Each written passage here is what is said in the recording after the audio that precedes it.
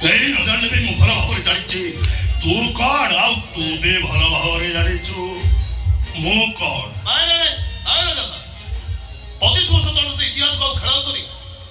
ତାହେଲେ ମାଟି ତଳେ ଶୋଇଥିବା ଫସିଲର ନିଦ ଭାଙ୍ଗିବ ଆଉ ସେମାନେ କଡ଼ରେ ଉଠେଇଲେ ପରିସ୍ଥିତି ଅନକଣ୍ଟ୍ରୋଲ ହେଇଯିବ।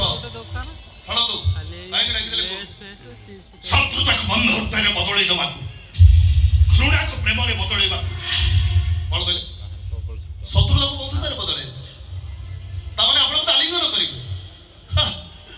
ବୁଝିଲେ ସବୁ ବୁଝିଲେ। କଣ ବୁଝିଲୁ? ଶତ୍ରୁ ଯେତେବେଳେ ଆଲିଙ୍ଗନ କରିବା ପାଇଁ କହିବ ଭାବିନେବ ଚକ୍ର ବିହରଚା ସରିଛି କରିବାଟା ଫାଇନାଲ।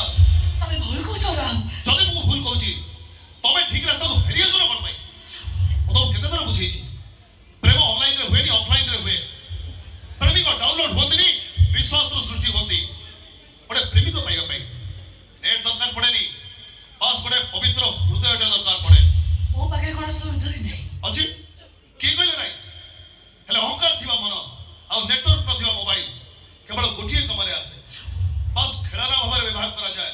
ସେଦିନ ବି କହିଥିଲି ଆଜି ବି କହୁଛି ମୋ ହୃଦୟ ଭିତରେ ଯୋଉ ଦି ମହଲା କୋଠାଟା ଅଛି ଗୋଟେ ହଉଛି ମୋ ରାଧାର ଆଉ ଗୋଟେ ହଉଛି ଅପାର। ଶୁଣ ମୋ ଯଦି ଆମ ଭିତରେ ଥିବା ଶତ୍ରୁତା ଆଗକୁ ନ ବଢୁ ତୁ ଯଦି ମୋ କଥା ଅମାନ୍ୟ କରି ମୋ ଝିଅକୁ ବେଦିରେ ବୁଝି ବିବାହ କରୁ ତାହେଲେ ପରିଣତିଟା ଭୟଙ୍କର ହବ। ଆପଣ ବି ଶୁଣନ୍ତୁ ରାଜା ସାହେବ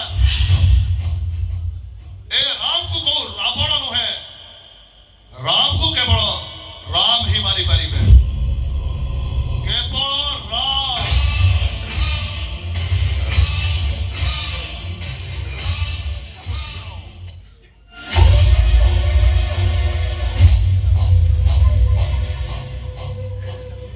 ଦେଖିଲୁ ତ ଶରୀର ମୋ ମୁହଁ ଉପରେ କେମିତି ଚାଲିଗଲା ଏ କଳି ଯୁଗ